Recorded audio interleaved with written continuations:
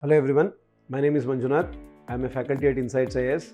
I teach Polity and Governance and Public Administration Optional. UPSC has recently conducted preliminary exam. The paper was very surprising. There were too many broad, vague questions. A lot of people have found it actually very difficult. And to be honest, UPSC has been a little unfair towards so many serious aspirants. However, there is no option left now. If in case you're clearing CSAT comfortably and you're getting 80 plus in GS, it's better you start preparing for mains very quickly now itself. Let's assume you're not going to give mains this year. That means you're not going to clear prelims this year. Even then, it's better that you give the next 5-6 months completely for mains. Reason, by the time of December and January, again you will start getting back into the prelims mode. Then if you again prepare for the prelims and then let's assume you clear prelims next year, where do you have the time to prepare for the mains? So next time then you will feel that I have not done my short notes ready, I have not done the writing practice, I have not written tests regularly, I have not done the PYQ analysis and answer writing. Those options or those problems will start next year then. So it's better either you're going clear prelims this year or not.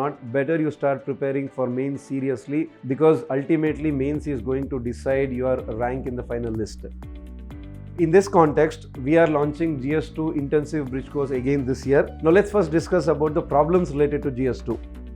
Normally what happens is that even though there are 19 subtopics in GS2 syllabus, which we can subdivide it into polity and constitution part is first, and then the governance part, and then social justice part and international relations part. On an average, if we analyze question papers from 2013 to 2022, polity and constitution part will be around 50% of the score. That means let's assume 120 to 125. Governance will be normally 2 questions, that is 20-25 marks. Social justice around 50 marks and international relations around 50 marks. Pattern of problems with respect to GS2 are either students may not have a specific mains related note for polity and constitution, assuming that the same what we study for prelims, that Lakshmikant, the typical NCERTs will also work for mains. Yes, it is true that the core concepts will help, but the way you have to write for the mains answers is a bit different. You have to include a lot of committee recommendations, the Sarkaria Commission, Punchi Commission, second ARC, a lot of Supreme Court judgments, a lot of facts related to NCRB or Ministry of Home Affairs related facts, judiciary related facts. So many things are there which you have to make a specific mains related note. And a lot of people also sometimes neglect governance and social justice part also. Probably one of the reason is that there is no specific, like let's say the book how you have for Lakshmikant for polity, you don't have such kind of a specific credible book for governance and social justice. That may also be another loophole. Sometimes what they do,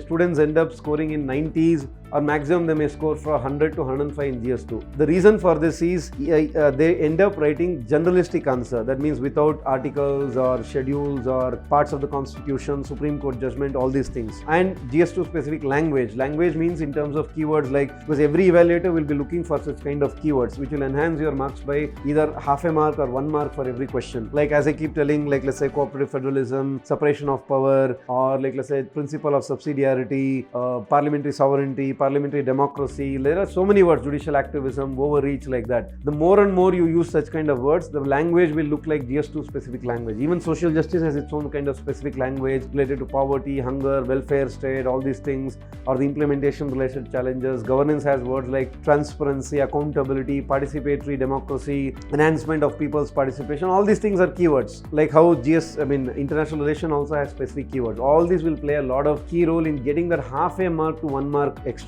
which will get your score from 100 or 105 to 115 to 120, which is a very huge advantage. If you have given mains, you will understand the importance of the 10-15 marks in every GS paper. Here we will be following 3-staged approach.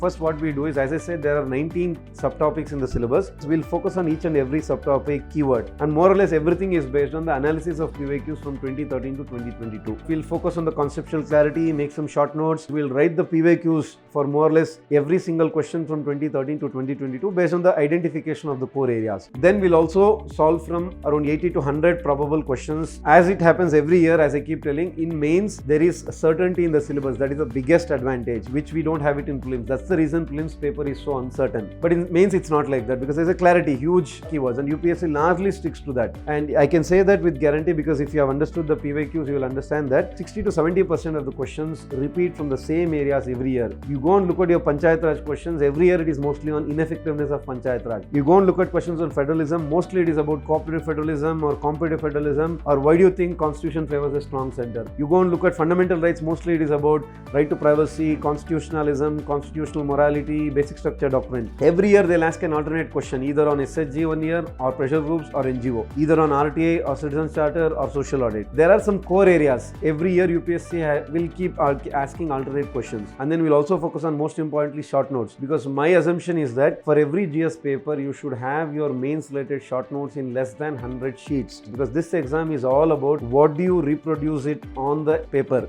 In that exam hall, you should be able to recall. It should be on your fingertips. Fine, these are the features of the programs. The course will start from 10th June 2023. It will be conducted in offline mode in Bangalore, and of course, it will be live streamed also. I will be handling polity, constitution, governance, and the social justice topics. Shank sir will be handling the international relation topics. On an average, we will be conducting around 5 to 6 hours classes every day. Our goal is to complete entire GS2 in 60 hours. Let's assume 10 to 12 days.